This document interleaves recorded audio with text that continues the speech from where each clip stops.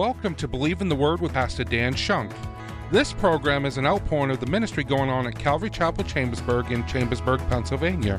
Here's what's coming up in today's message. The Lord is constantly wanting to change us and grow us. And if you look at yourself as a completed project that's already come out of the kiln and you're all done, the Lord's going to say, I don't need that. I can't work with that. I can't change that. I can't grow that. I can't bring more fruit into their life. I can't bring them more reward in heaven. They're not willing to adjust anything.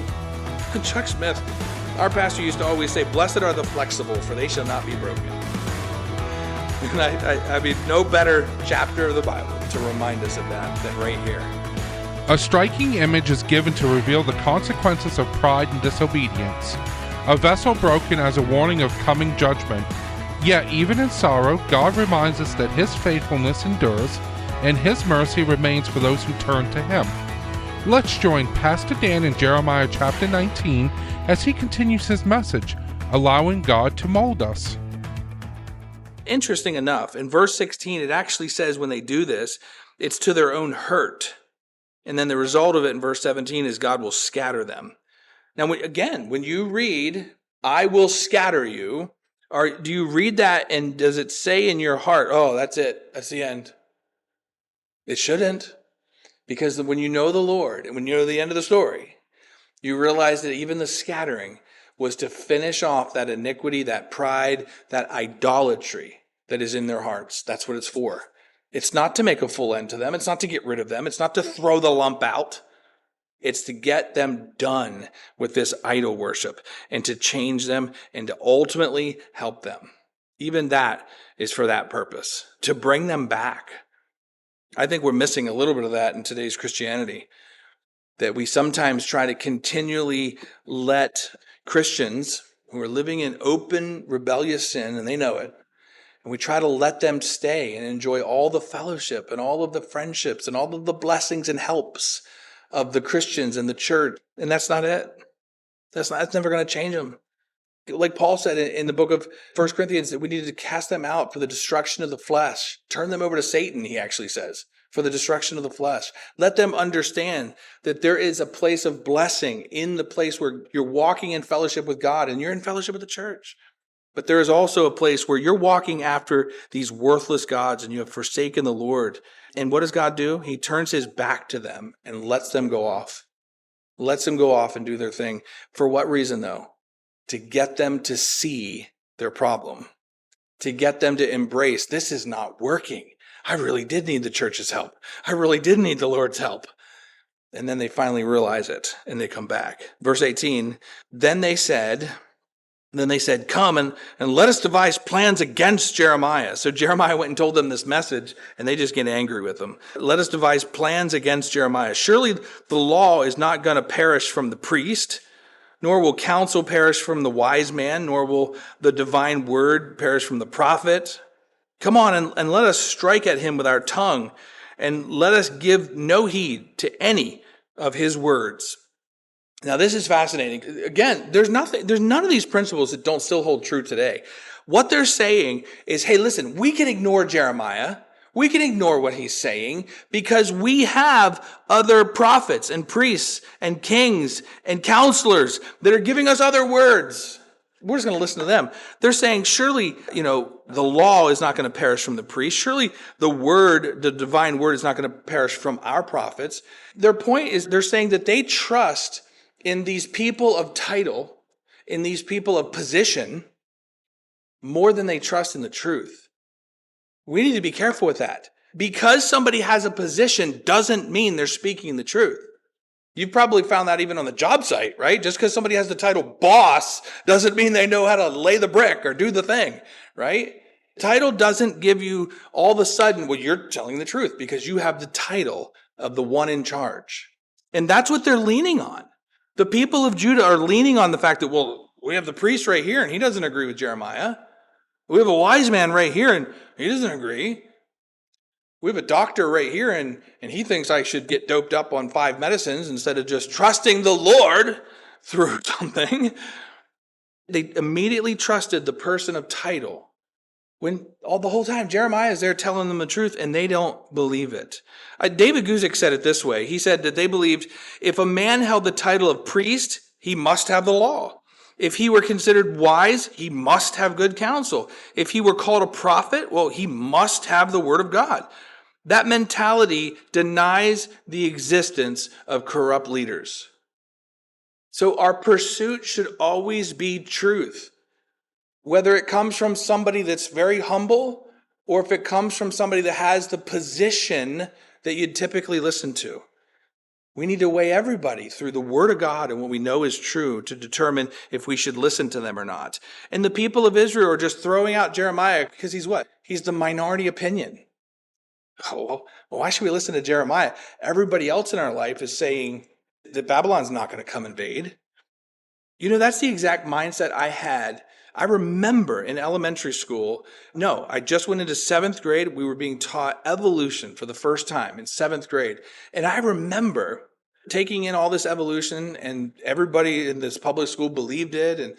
And I remember thinking, how is it that every single person in my life, from family to friends to school, everybody believes in evolution? Then I go to the church on Sundays and they're the only ones that don't believe that. They believe in young earth creationism, 6-day creationism. I struggle so hard with that. Like, how can it be? Like, they must be wrong because everybody else in my life teaches millions of years in evolution.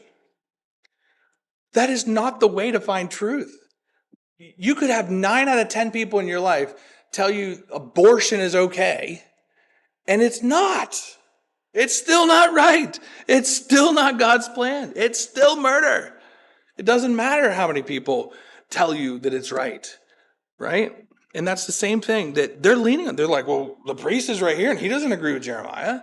And they can't get over that in their mind. Don't let that be a stumbling block to you, right? Follow truth wherever that leads, no matter the source it comes from. Verse 19, do give heed to me, O Yahweh. This is Jeremiah talking. And listen to the voice of those who contend with me. So this is Jeremiah praying in verse 19, upset about the fact that they're not listening.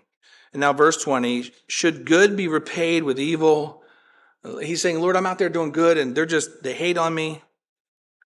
For they have dug a pit for me. Guess what, guys? We're going to find out later in the book of Jeremiah, that's literal. Like they literally throw him in a pit later in life, like a prison. Like, we're done with this guy. Would you just get rid of him? We got a pit right here. They've dug a pit for me. Remember how I stood before you, God, to speak good on their behalf, so as to turn away your wrath from them. Jeremiah is asking God to listen to both sides. He's saying, listen, I want you to listen to me, God, but also, God, I want you to listen to them. We should bring everything to God openly. That's an honest way to present it. We should never be afraid to say, God, this is what I think you're telling me, but God, this is what they're saying.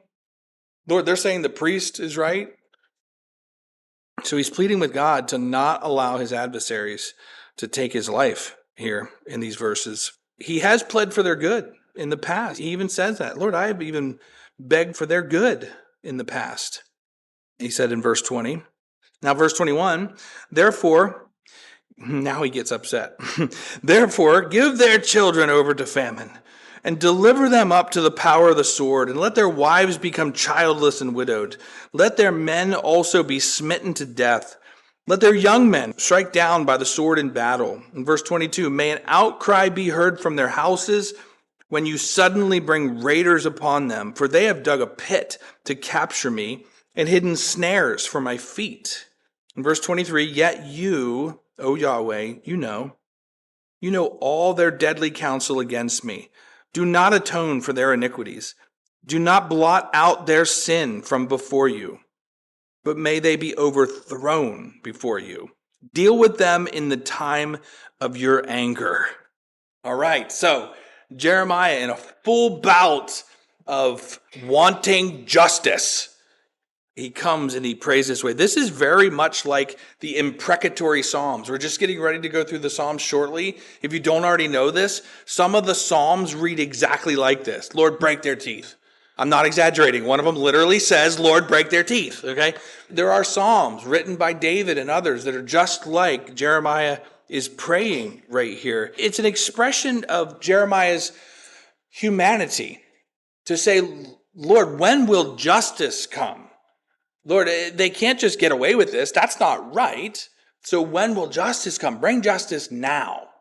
And that is a human way to look at these things. In a way, that's not wrong. It is proper to say, Lord, bring justice, right? That's a proper thing. In fact, in the book of Revelation, we read where all of us as the church in heaven, we're going to be looking down at the calamity that God is throwing down on the earth. And we're going to be in heaven saying, true and right are your judgments, O God.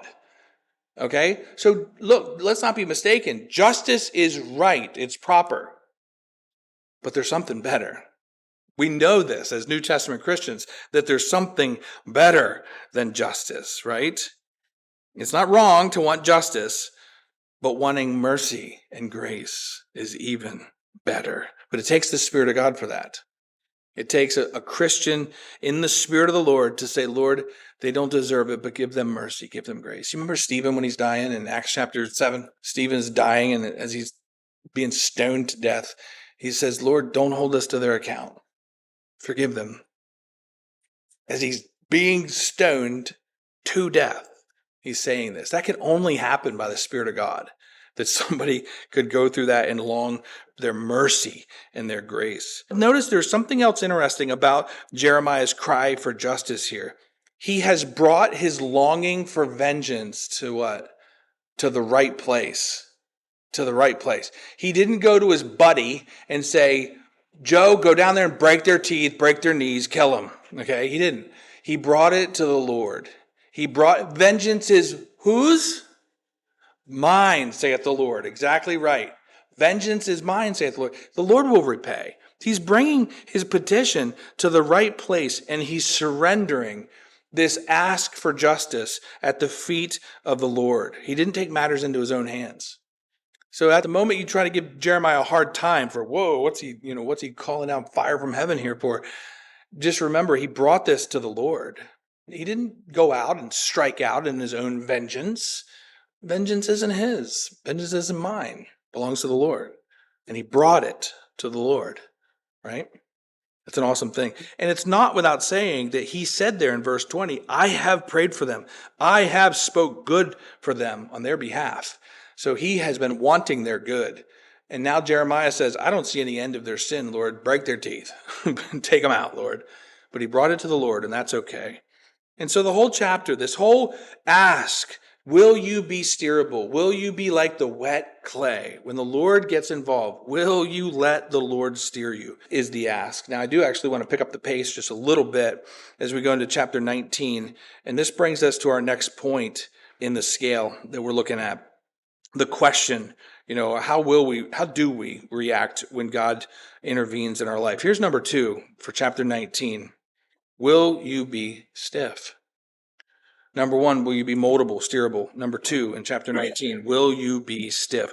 Chapter 19 is an example of Israel not turning, showing the Lord they have decided they're not willing to turn, and it's going to be represented in chapter 19 as clay pot, a vessel that's already been kilned. It's already been dried. It's already hard. And Jeremiah is going to take this pot and he's going to shatter it. He's going to break it as a representation that this is what they are.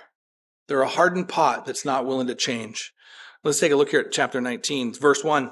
Thus saith Yahweh, go and buy a potter's earthen vessel or jar.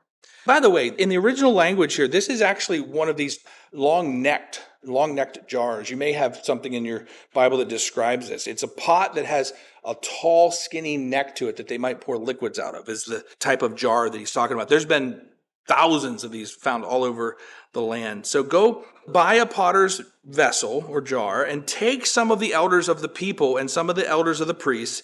And then in verse 2, go out to the valley of the son of Hinnom, or the valley of Ben Hinnom, same thing, which is by the entrance of the potsherd gate, and there call out the words that I tell you. Again, go and do this. I'm only going to tell you step 1, Jeremiah, and he does it. He does do it.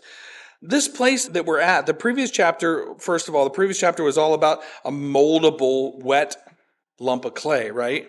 This is now going to be an example to them of how they're set in their ways and they're not willing to change with this hardened vessel, this long-necked jar.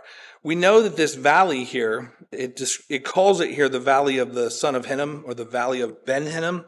We know that this valley is the earthly picture of the actual lake of fire.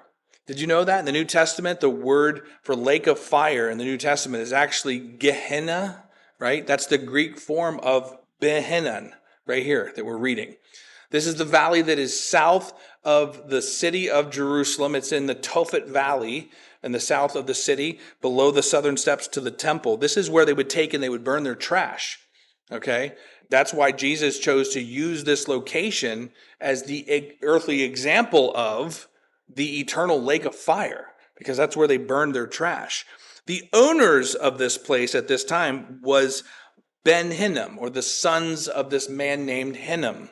Okay, that's where the name comes from. But it's an important word to know simply because Jesus is going to use this to describe the spiritual place, the eternal place, the only eternal place that has any kind of quote-unquote negative connotations to it. You do know that even death and hell will be cast into the lake of fire. So in the eternal state, this lake of fire is the only thing that is, I don't know, what do you want to say, negative? A place of death? A place of separation from God? And this is the earthly place here that is used to describe it. And so verse 3, he's told to bring this pot down there to Gehenna. I'm just going to say Gehenna. You know what I mean, right? Okay. He's told to take this pot down there.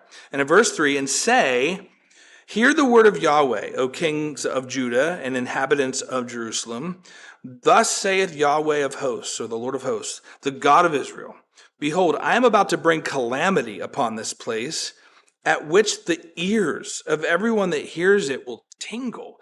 Remember, we talked about the last time in chapter 16 and 17, the Babylonian captivity, when they come in and take over Jerusalem, it's going to be such an impact event that they won't even talk about, hey, you remember coming up out of Egypt when our ancestors came up out of Egypt? They won't even talk about that anymore. This is going to be such a major event in their national life. And now it's described as a calamity such that your ears will tingle. So that's the way he's describing it. It'll be such an attention.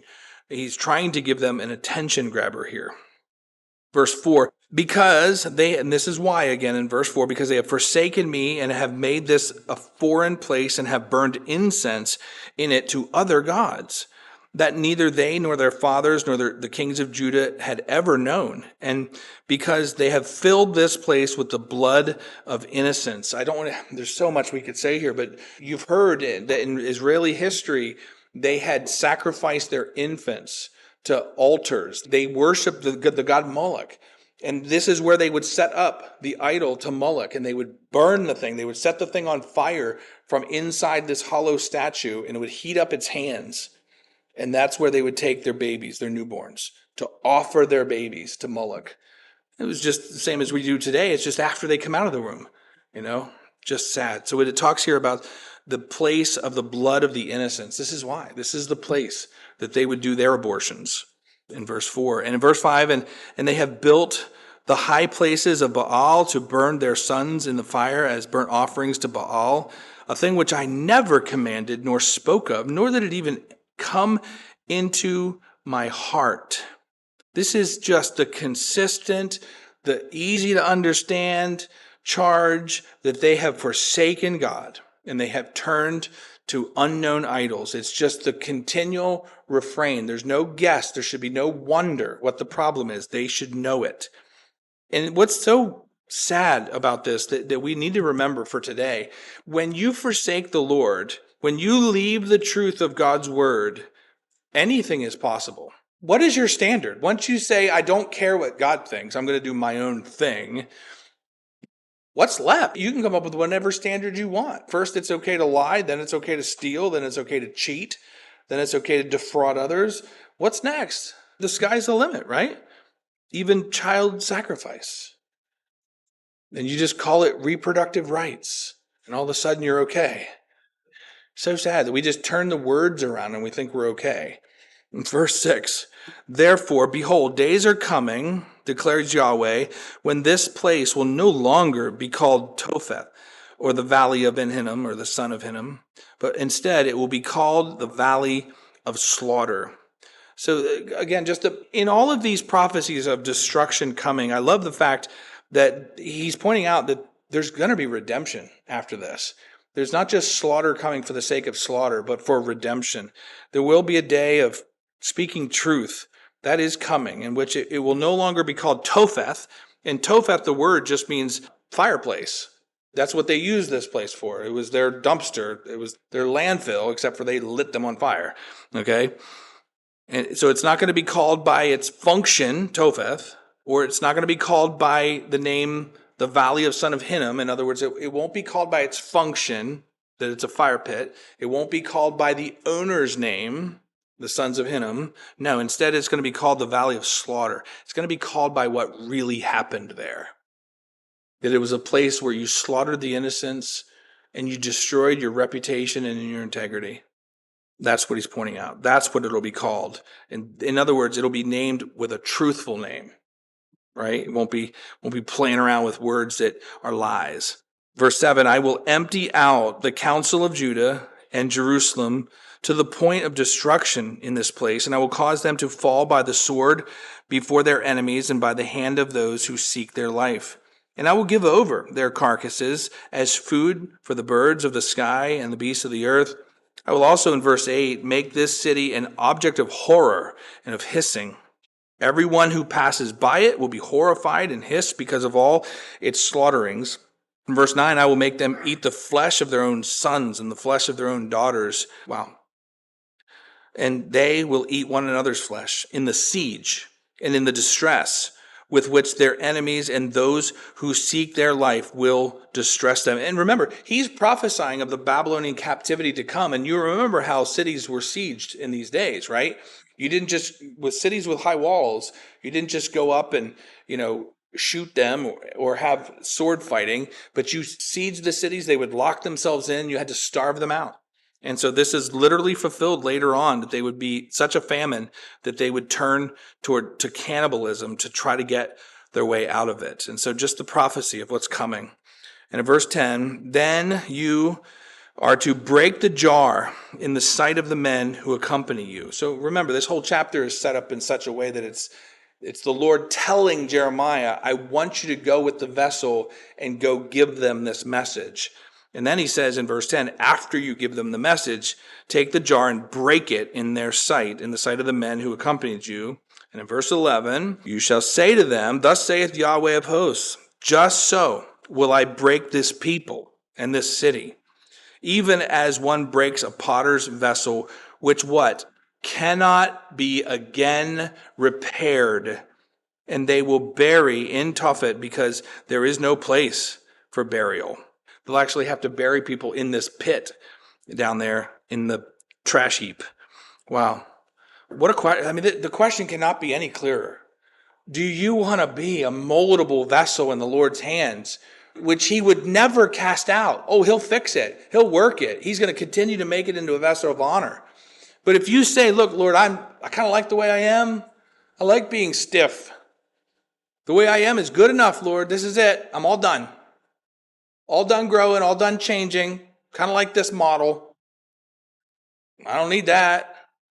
The Lord is constantly wanting to change us and grow us. And if you look at yourself as a completed project that's already come out of the kiln and you're all done, the Lord's going to say, I don't need that. I can't work with that. I can't change that. I can't grow that. I can't bring more fruit into their life.